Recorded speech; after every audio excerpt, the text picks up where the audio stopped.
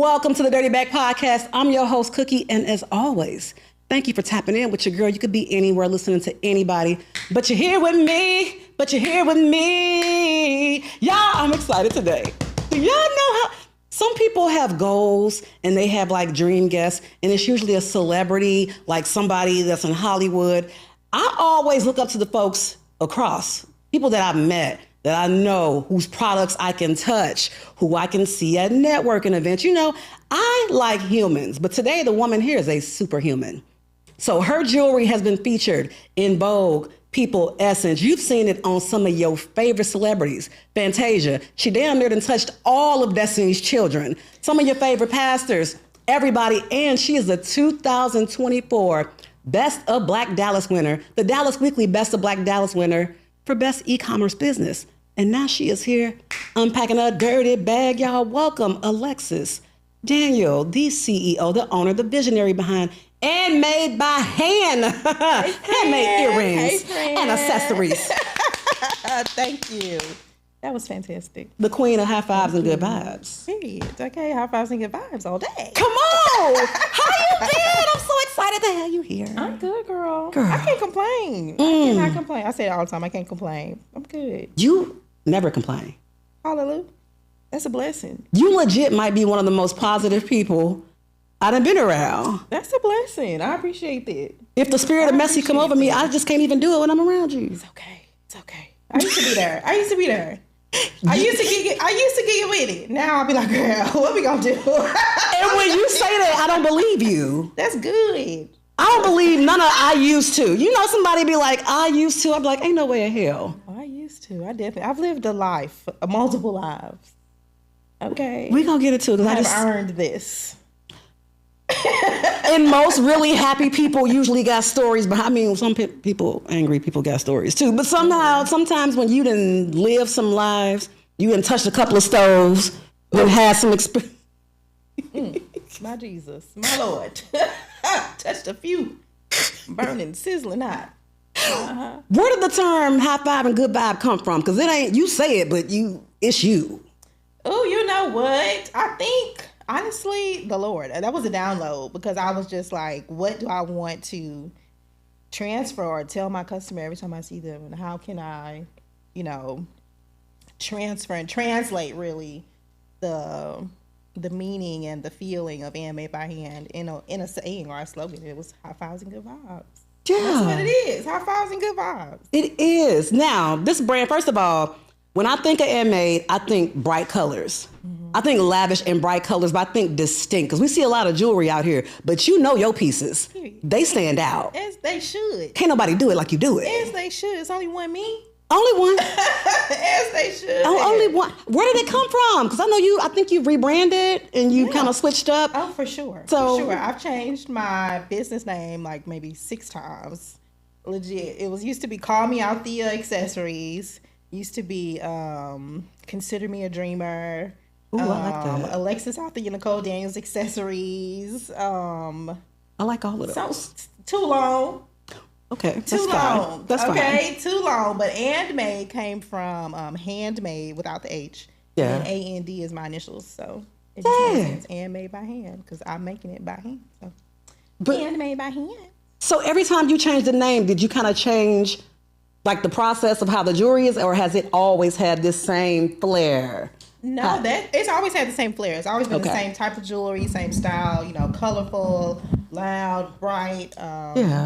Intentional, but the name just kept changing and evolving, and it kind of changed as I evolved too. So it made sense. Pause. The changing as you evolve. So, and made by hand is how old? The name.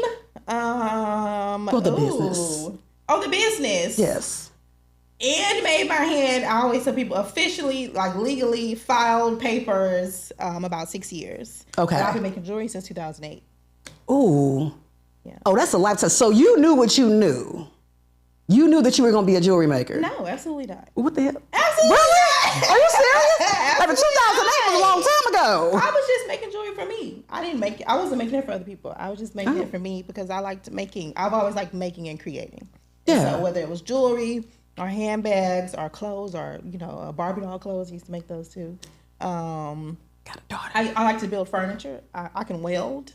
I can do a lot of things. That table that you came, I built that. Y'all, her crib. So I got to go to one of her jewelry making classes. Baby, when I tell you her crib is so laid out, like you don't want to leave. It just looks like art. You walk in your crib and it's literally art everywhere. Thank you. It's my space. Yeah. So I can come home to and just be. So yeah, I want to be as creative as possible. And it's hard.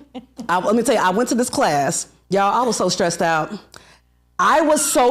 out. Listen, it's hard work. You wonder behind the scenes, like, what's the process going into making this jewelry? And she just be, baby, I was stressed. Like the meticulous details, the getting it right. It ain't no punk. At all. That's why people be emailing me talking about where my earrings at. Come to a class. Come to a class, please, Miss Ma'am. Miss Moss. My favorite post is the invoices have been sent. Okay. The invoices have been sent. Okay. How do you keep up? Because I mean, for a while, you was one woman band. Yeah. Doing I'm everything. mostly still a one woman band. I just started help last week officially, like somebody on payroll last week. Was that hard for you? Was it hard for me to hire? Or was it hard for me to relinquish the control? I'm gonna say it was both of them. It was hard for me to relinquish control, and then kind of learn what pieces of the business I could step away from. Yeah. And then it was also hard for me to find someone that I could trust in my space on a regular basis with doing the things and the quality and the making sure they're doing it right. So yeah, it was both of them was hard. You didn't work this long without a team, and you've been successful. Yes, for sure. Now, I cannot let this go by. My sister helps me all the time. She does. I have a friend named Turk. She helps me all the time. I have Chantal, like Nakia. Like, if I didn't mention y'all have helped me. Larisha. Like, my friends have helped me. And so I haven't been doing it solely alone, but it's different than having, a friend come volunteer versus having somebody that you paying to come and do the work. So, but that speaks to the importance of a village. Absolutely. Yes. You know, I'm going to ask you about that because the newbies going to have some questions about starting a business. And because right now, I notice even with podcasting, when people are thinking about starting out, they automatically say, I got to build a team before they even launch, before there's even a concept. Yeah. So you doing it the way you do it, would you suggest doing it your way, or would you encourage somebody to start out with a team? I think it kind of just depends on that person. But I think that the things that I have learned that are most important, one is you can't necessarily train a team or teach somebody else how to do something that you haven't necessarily created a system or a process for. Okay. And so while you're working by yourself, you can kind of say, okay, this works, this doesn't work, this should be this time, it's not this time. So I don't think you need to start anything with a team. I think it's valuable to be in the trenches by yourself, figuring things out, like figuring out how to send an email, figuring out how often you should post on social media, like just simple stuff that you can communicate to a team when you have it. And that way, when the team comes, you're actually ready for them versus we finna wing it and figure this all out together. No, wait a minute. Right. Hold on, Goofy. Wait a minute. Calm down. Let's figure some things out, especially if you haven't proven your concept. If you don't have a proven concept, one, you bring it on people. How you gonna pay these people? Maybe I'm supposed to do favors. We gonna build this, but when we get up, I got you. Everybody got time for that. Everybody got time for it. Legitimately, nobody wants to come into a space that's chaotic. And so if you don't have a system, you haven't figured this thing out for yourself, how do you explain it to somebody else? So I think that's important. Dang. I think it's important. 2008. So that's before people really use social media. Mm-hmm. So do you think it was to your advantage to get in the trenches before social media popped off in the world of virality with a business? And so in 2008, it wasn't a business for me. It didn't become a business for me until my son's 10. He'll be 10 in 2 weeks. It didn't become a business for me until I recognized that I wanted more for him. And so I was like, I worked retail for 15 years. Operations and visual merchandising for 15 years. And so it was like, once I had him, I just got real uncomfortable. And I was like, I can't keep going to work for somebody else and helping them build their dream. It's time for me to build my own. And so, I started selling one-offs. AAND Accessories was another name. I would do random pop-ups, flea markets and stuff. And I was like, oh, you know what? People like this stuff. But I never really had the time to commit to it until the pandemic came. And the Lord was like, well, now you ain't got no budget. You ain't got nowhere to go. Listen. You ain't got no budget. What you gonna do? You can't even go outside. You just in the house. Get to work. So, yeah, that's when it really popped up. I was like, oh, I can really do this for like full time. And then once Tabitha Brown featured me for Very Good Mondays, very early in the pandemic, and I had like 300 or 400 orders in like 2 hours. And I was like, oh, I can really do this. I can do this for real. So I've been a full-time entrepreneur ever since then. But hold on, because I want y'all to catch this. She talked about the fact she was already in the trenches. She was going to flea market pop-ups before Tabitha came along. Absolutely. So speak to the kind of the importance of you putting in the work before you expected to be signed off on or somebody to repost you, because everybody wants to be reposted. Oh, for sure. By somebody big. For sure, especially now in this time of social media. But I was doing the work. I've always had a very solid work ethic. That's one thing about me. I always kept a job, multiple jobs, even when I was in school, multiple jobs. I was working 3 jobs at one time, and I was in school full time, like crazy. And I was in club every weekend. I don't believe the club, baby. I'm not buying these club stories. I can't see you in nobody's club. I'll send up to you, but I can't see it. I can't see it, friend. Yeah, listen, I'm gonna send you the pictures. I live some lines. Okay. But yeah, I was definitely putting in the work. I've always had a very solid work ethic. I've always done what I've shown up at excellence in all of the things that I do. Okay. And so if I wanted to sell jewelry, I didn't just say, oh yeah, I sell a little something. It was, no, I make earrings. I'm a jewelry designer. I'm going to go to this event, do this event, sell this. And I've always just shown up that way. And so I've always put the work in, and I encourage everybody, this is my camera, I encourage everybody to first put the work in for yourself. That way, when somebody comes in, signs off on you, you got receipts, you got proof, and you can actually do it. So get into I'm gonna come back to it. Okay. You did a live once, and you were talking about these things and the pop-up shops and what you choose to go to and what you don't go to. Mm-hmm. So putting in the work, being in the trenches. Now, how do you decide what pop-ups and what events are worth you going to? Because you did that on the ground guerrilla marketing early on. Absolutely. So trial and error is your best teacher. Okay. And so early on, because I put the work in, and I was just like, let me try this. I can speak to, okay, this didn't work. I knew what didn't work. Mm-hmm. I could kind of identify why it didn't work, and then I knew questions to ask going forward. And so I want to know how many people are gonna be there. Have you done this event before? How are we marketing it? Is it just social media? And are you asking me to promote your event? And if you are, I'm probably not going. Oh, wait, so that is a thing. Getting asked. So break that down. I don't think people be understanding that, because with new creatives, you just be so excited that somebody reaches out.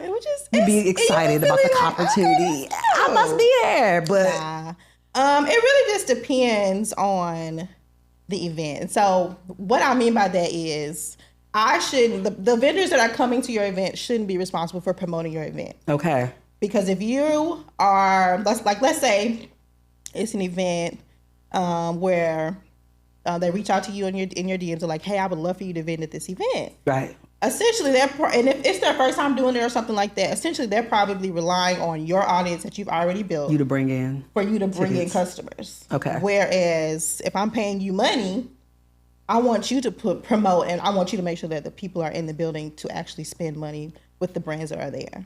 And so it depends on the event. Like if it was a big something, like let's say it was Essence, of course I would let my audience know. Yeah. Hey, I'm going to be here. Essence. Because Right. But also I know that Essence put in the work to promote the people, and the people are going to be there. Right. So I just need to tell them where to come. But if it's a smaller event, like I say, it depends on the event. If it's something for breast cancer, or if it's something for charity or a fundraiser or something like that, then of course I'm going to bring as many people as I can. But if I've paid you $500, $600, $700 to come and vend, now you want me to rely on my audience to come, and I don't think that that's fair. That's like double work. I didn't know people did it like that. I figured that people promote it because you want to. Yeah. I didn't know that you get asked sometimes to promote the event. Oh yeah, for sure. And that's a sign that it ain't. Not necessarily. It could be fantastic, but for me, it's for me in my house. As for me and my time. Me and my house. Pulling me away from my earrings. I need you to have already secured sale tickets, RSVPs. Like, I need to know people are going to come. Because I've done many events where there's been 50 vendors and 2 people. And so it's like, well, who did y'all tell to come? You know what? I ain't gonna hold you. I've try? definitely been to events where it's been a whole lot of vendors and little people. And no people. So I feel pressured to go spend money with each vendor because it's like, I feel bad. And see, I do that all the time. I'll go to events, and if nobody came, I'd be like, okay, let me go to each one. Now, I'm not going to buy it because you're selling it. But I'll buy it if I like it. And if you selling to me and it's a product, give me 2. I just want y'all to just smile. Can you just smile when folks come by your booth? Some of y'all don't be wanting to be there. Get up out them chairs. Get up out them chairs. Some of y'all don't be wanting to be there. I'm like, but I've been in sales, so people buy from people they like. And sometimes it ain't even a product, it's you. Yeah, for sure. Because I don't sit down at my vendor events. I'm in front of my table. Hey, friend, how you doing? I like your outfit. You call all your customers friends. So hold up. I got to pull this up. Because you said something. And I was like, oh, she's just so happy. Okay. So this was like National Happy Best Friend Day? Best Friends Day. Okay. On Best Friends Day, you said, friends may come and friends may go, but y'all been riding with me since the beginning. And I so appreciate each and every one of you from the bottom of my little handmade heart. Thank you for allowing me to be able to pick up my son from school when he's sick and not have to ask my boss. Thank you for helping me to simply pay my bills on time because I've dealt with evictions, repossessions, and disconnect notices. Thank you for seeing me and encouraging me when I don't have the belief in myself. Thank you for telling me when I mess up and need to do better. Thank you for creating the space for me to be creative and do a thing I love and enjoy every single day. I call y'all my friends because it's personal to me. Every order shipped is a reminder that God saw fit. Come on now. God saw fit to bless me just one more time. Thank you for not just being a friend, but for being my friend. Girl, who out here loving on their customers like that? Woo! Me. That was a lot. And maybe my hand. That was a lot. Like that was a full-blown testimony. Like you get transparent about the fact that you didn't struggle because everybody want to be an entrepreneur right now, but they don't see the highs and the lows. Yes, for sure. I've definitely had some lows, baby. When I say that's what you say when you touch a few hot, baby. I didn't touch all the hot stoves. Okay, every single one of them. I be like, oh, that's hot. I'm finna run and touch it. Okay, I'm finna run and touch it. I've always learned the hard way, and I appreciate that to an extent because, like I said, I'm very much so. Let's see what happens. Gemini, I definitely want to see what happens. It might work out, it might not, but at least we gonna know when we get done. What's behind door number 1? Yeah. Push the button. Absolutely. But yeah, I've had some very low moments, some very high moments. But none of this, me today, would exist without those lower moments and those other lives and those other experiences. Yeah. So I'm grateful for them. I'm grateful for those moments. But yeah, girl, wake up, lights off. Woo. If you ain't never had your electricity cut off. If you go outside your car, ain't there no more. Listen, if you ain't never had to buy candles. If you ain't never had to go to Dollar General, you ain't never had them folks blowing your phone about the car. Child, listen, phone been cut off. Listen, eviction, child. Notice on the door, baby. Get out. You can go somewhere, ma'am. You're a nice lady. Get out. I need you to get up out of here. Yeah. Some people are scared to go through them trenches. And here's another thing, because I know we're in a space where there's always like these women empowerment events. Mm-hmm. There's a lot of networking events. I've been to so many. I've been to so many. Okay, girl, what you got? When I first moved to Dallas, obviously, when you're in a new city, you want to get out and just meet everybody. Yeah. You want to go to everything. That was my first summer, my first year. So if it was a women empowerment event, I went to it like, okay, y'all finna teach me something. Oftentimes, what I notice is when I go to events and I listen to people give their testimony, I ain't gonna hold y'all, I'm sorry. I can't relate because I've been in them spaces. So if your heart is like, I'd be feeling bad for saying this, but y'all know what time it is. If your heart is trying to figure out whether you're gonna have a nanny or you're gonna, baby, you ain't suffered hard enough. The suffer be like, business was hard for me. The first year it was tough, and I'm like, what is your tough? Yeah. What does your tough look like? Because if it was you getting rid of the Mercedes or something like that, I'm not saying I need a trauma story, but I know where I come from. So I be needing to relate. I be needing to see somebody that's been through some stuff. I'm sorry. I need it. Yeah. No, that's understandable. I think everybody's heart is different, right? Everybody's heart is different. That's fine. Okay. Everybody's struggle is different. Everybody doesn't have, the ramen noodle story. Everybody doesn't have it. I love some noodles. Okay. Everybody doesn't have it, but I do. I do. I still eat them. I definitely do. Stop eating noodles, okay? Mess up your pressure. Like you can put you can put the Polish sausage in them with the cheese. Stop it. Sorry, they're delicious. Today will be the last day in Jesus' name.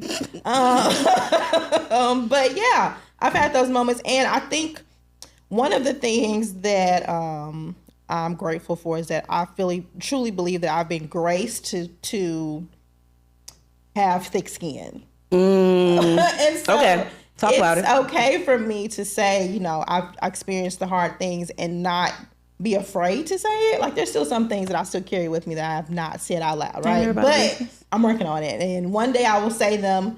But I think you have to be honest and transparent, especially when you open yourself up to entrepreneurship and to being in front of women. Like, my customer is Black women, 25 to 55. Ooh. And I think it's important for them to see someone that has made it out of all of the things, right? And so I didn't have the roughest childhood or anything like that. But most of my hardship came from me just making bad decisions. I'm my own worst enemy at this point. Where'd the bad decisions come from, Lex? Doing dumb stuff. Just dumb stuff. Like YOLOing. There's a man involved. Probably. That's always been my Shoot, probably. It was probably man somewhere close by. Okay. I didn't bleach some clothes, so I mean, yes, what probably. But just doing dumb stuff and not having a long-term plan or a vision that you can look to that says, okay, does this align with that vision? Yeah. And if it doesn't, then of course you would say no. But I didn't have a vision. I was just like, I need to make it from Monday to Tuesday, from Tuesday to Wednesday, from Wednesday to Thursday. Every 24 hours. Yes. I need to make it from check to check. I wasn't thinking about, okay, in 5 years, what are you going to be doing? And so when I was doing dumb stuff, none of that stuff, it didn't matter to me because it was like, oh, I'll be all right next week. You knew the Lord had you. I need this money in my hand. This is the problem. When you know the Lord got you, you just be doing some stuff. He bring you out of some stuff and you be like, you know what? God got me. God got me. He'll make a way. He'll make a way. Okay. Quit playing with God like that. We're going to see what happens. We just going to see what happens. We're going to see what happens. Before high fives and good vibes, we're going to see what happens. Period. We're going to see what happens. YOLO. Okay. YOLO. Let's just go for it. So you referring to your customer base as friends. Mm-hmm.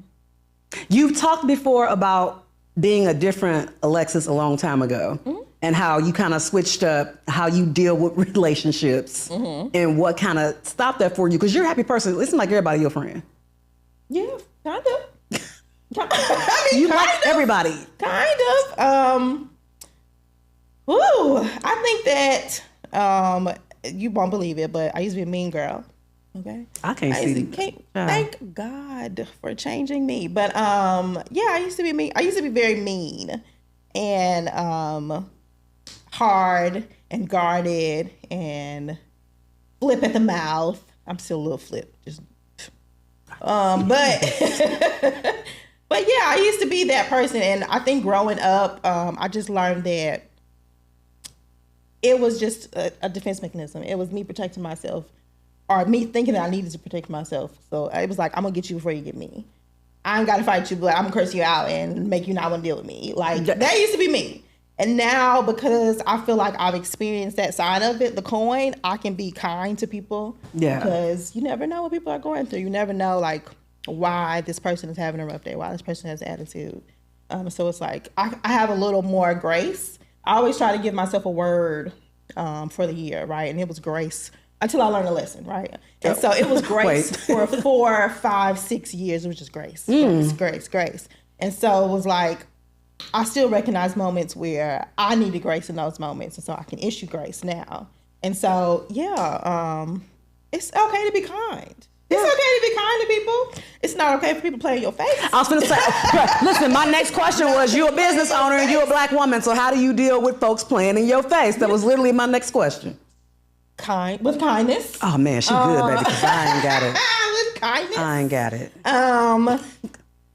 Ooh, that's a good question. And my first answer is yes, with kindness, with grace, with a conversation, with communication, with like, okay, now listen. Let me pull you to the side real quick and let's just explain this. And I feel like if you explain it and the person can't make a change, then, you know, skedaddle. You ain't got to deal with me no more. But like if you have conversations, it's okay. It's okay. Just talk about it. Let's communicate. Let's work it out. But also, you only get one chance. You only get one chance. Okay? You only get one chance. Okay? You got on me once. He was like, don't let people change. I said, because you described some things. I don't consider myself a mean. I can have some mean tendencies, but I'm one of the people, I told you this before, that I gave a lot. I overextended myself. And when I didn't get that reciprocity or it was some BS, I did a complete 180. So I did get a little like, all right, let me go ahead and get you before you get me. Yeah. I ain't got time for this. Y'all done played in my face. I probably told you, don't let people change you. Yep, you said don't let people change your heart. And I was like, girl, look, I'll beat somebody's ass. Don't let them play in your face, but don't let them change your heart. If it's in you to be kind first, if it's in you to do the thing willingly and freely, then do it. It's in me to be quiet. Because it's not the blessing isn't for them, it's for you. See, it's in me to just shut up. My thing is, it ain't even going off, and it's in me to shut up. That's fine. And just go about my business. Oh, Lord Jesus. I mean, I go about my business too. I think it's okay to disconnect from people that have disrespected you, or that have, you know, laid in your face, or that have lied on you, or, you know, absolutely. I think it's okay to disconnect from people, like to forgive them. Forgiving doesn't mean that you forgot. Like, you can't call me on Tuesday. It means I see you and we can just do on this. Monday and think that I'm finna just be like, yeah, girl, high fives and good vibes. Not over here. I ain't got no vibe. I'm fresh out of high fives and good vibes. What vibe? Ain't no vibe. I don't even want you to touch my hand. Sanitizer. Bless you. So as you go along your way, that's fine too. That's kind too. I feel like shutting up is kind for me. That's fair. Because I take it far. So I recognize it about myself. Like, I probably need to go back to therapy because, you know, maybe I'm getting old and y'all got me messed up. So so when you talk about that, I'm like, okay, so she's not just, this ain't just a slogan. She puts these things into practice with her relationships. How does your friendships change the more success? Because, I mean, again, we didn't see your jewelry on some of everybody. Like, it's up. It ain't coming down no time soon. I predict that it's going to be a part of one of Oprah's favorite things. Period. I see it coming. I see it coming. I receive that. So with your jewelry landing in so many places and things like that, like, has it changed any of your relationships as your workload increases and as you just elevate? Because you're elevating. Well, thank you. I received that. I think naturally it has to, right? But I feel like the people that are supposed to be with me right now have been meant to be with me. So I have my best friend. I've known her for 20 plus years. Ooh, blessing. We went to Sperry. You remember Sperry? What? Middle school? Girl, no, I don't. Oh, my Lord. I was a desegregation kid. I went to school in the county. It was in county, girl. That North County? I think so, North County. That was in West County. It was Chesterfield and Baltimore. Oh, no, he wasn't in. You remember Lindbergh? Yeah, of course. That was our rivals. That was the track rival. She be trying to act like she ain't from St. It's in clearly the way she describes how she used to be is very much St. Louis. Her butt got up out and left. I did. Don't claim it now, but you just bounced. I did. But my best friend, like I said, I've known her 20 plus years now. I have a friend from high school. Met her in 10th grade, known her for a long time. And then I have my day twos, right? You got your day ones, then you got your day twos. Got your day twos. That I've met since moving to Dallas, that are the village and that have helped me. And I feel like they are meant to be on this journey with me. But most people don't understand. And if you don't understand, it's okay. Just say how she is. It's fine. I'd have been like, you can go to... It's okay. Like, it's okay. You know, it's okay. You're fine. Maybe we weren't meant to keep going, or maybe this is as far as it's supposed to go, or maybe we'll come back later on. But now, believe in coming back later. You coming or not? I believe in the coming back. I believe in the power of distance for a while you grow through some stuff. Because sometimes, when my guest said, sometimes you're raggedy. For sure. Sometimes. Some friends are needier than others, and it's like, babe, I don't have the capacity. Oh, I don't. I feel bad about it. I don't have the capacity. When I have a time or a break, babe, I'm asleep. I say I feel bad. I don't be showing up the way. I'm asleep. Okay. I don't show up the way I probably should. I be trying to figure my life out. And that's fine. Yeah. You don't have to be sorry for that. Figure your life out so that you can be full for them when you come back, when you're ready to go. And that includes like what you intake on social media. Again, you did a live and you were talking about who you choose to follow and don't follow. Oh yeah. It was you said kind of some of the quiet parts out loud, like what you want to see on your feed as you're building your business and just your mental period. Yeah. You don't follow every jewelry designer. Absolutely. You follow as few as possible. See, that's why I don't follow this podcast. Follow as few as possible, and it's honestly because I want to continue to create from a pure space. I don't want to be like, oh, this looks like such and such. Even though like it's important to be aware of your competition. And it's also important to understand that there isn't any competition. I'm like, I think I'm my competition. I really think I'm my competition, guys. Y'all cool, but I don't worry about y'all. From a pure place. And that is really one thing that I'm proud of about myself. I really do create from a pure place. So can't nobody, even though they have tried, can't nobody DM me and be like, girl, you stole my idea. No, I didn't, baby, because I don't know who you are. Somebody that tried you like that? Yes, girl. But it's okay. I still love her.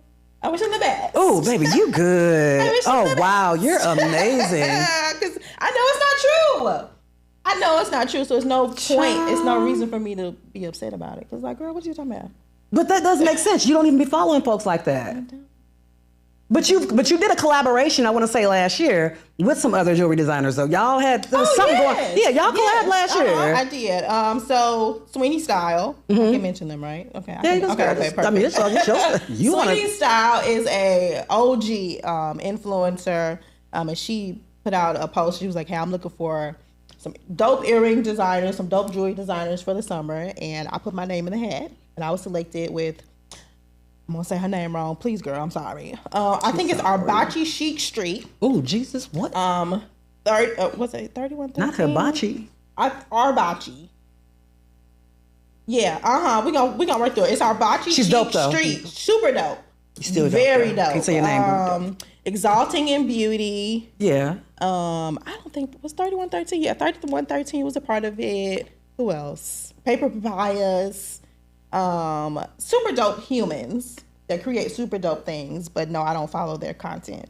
So you don't have to. You can collab, but you don't have to follow. I don't That's follow important. No, I content. feel like that's an important point. Yeah, no, I don't. And it's not because I don't think they're dope. It's because I've also referred customers to them. Because somebody come to me and be like, "Can you do this?" No, but I can't. I got somebody for you though. Yeah. Excuse me. I got somebody for you though. And so I think that's equally as important. But I don't want to be like, "Oh yeah, such and such is doing this." No. That just makes me feel so good. I hate following a bunch of other people that do the exact same thing. Just because from a pure space. What helped me with this is when I started out, I didn't know any other podcasts. I just knew that I had things on my heart that I wanted to get out, and I had voices that I wanted to elevate. I wanted them to get the shines. I felt like they were hidden gems. I never wanted. So now when I see I'm following too many, it's like, girl, hold on. You see, you starting to. I see too much. This is too, and now the talking points starting to sound familiar from something you said last year, and they've been watching your stories before they even launched. Let's just go ahead. And a lot of times it's unconscious. It's not intentional. Like I'm not intentionally doing this thing, but the way the algorithm works, the way social media is, you just hear it and hear it and hear it, and it becomes this. I don't be wanting to hear it. I don't want to hear it. I want to see it. Get off. Get nothing. Respectfully. Love y'all. You doing your thing. However, I always say if you keep your eyes on your own plate or your food gonna get cold. Run your own race. Yes, ma'am. But let's talk about people trying to haggle you with the prices and talking about how they can get cheaper somewhere else because people have tried. Don't come here. Something about how they can get it cheaper. How you And I tell them to go get it cheaper. And I said, whenever you're ready to come back, baby, I'm here. I don't try to stop nobody no more. I used to be like, well, this is why I'm better. Whoop-de-whoop-de-whoop. Trying to sell your value. If you need to go buy them 99-cent hoops from Beauty Spot, baby, go get them. And when your ear break out, when you get tired of the ear infections, come find me. I'll be here. Be ready for it. When your earring break halfway through the night. Woo! You're going to be like, dang, I should have put on my AMA. When you turn green. Yes. When you got double mint twins. Yeah. At the happy hour. I'm here. I'm not going anywhere. I can confidently say I'm gonna be here. What would we be surprised to know about you as a creator and as a person? We have our. What would we be surprised to know? What would we be surprised to know? Outside of high fives and good vibes. Child, what would we be surprised to know? I can't even think of nothing because, baby, I don't have no secrets. Well, I got secrets, but I'm a pretty open book. Yeah. What would be surprised to know? Like I would have never thought this about you. I see you making this bomb jewelry. I would never know. Girl, I'm Look, when I tell you, babe, I don't know. I can't think of nothing. How do you get through them down seasons? Surprised to know. Why I'm thinking? You didn't win in your body. You didn't win in your body. Oh, I don't know. You didn't win. I don't know. What you be surprised, girl? Come back. We gonna come back. How do you get through them down seasons? Obviously, with any business, there's ups, there's downs. Some people don't make it past the downs because they just see that as a sign to quit. I think I can go back to the lives that I live. I've been down. Now I've got back up. If you you knock me down 12, I'm gonna get back up the 13th time. Okay. Just my life is proof that the down doesn't last. It won't last. You're gonna get back up again. And what Beyonce say? I'm a bet on me every time. And she do. I'm gonna bet on me every time. And she do. I'm gonna figure it out.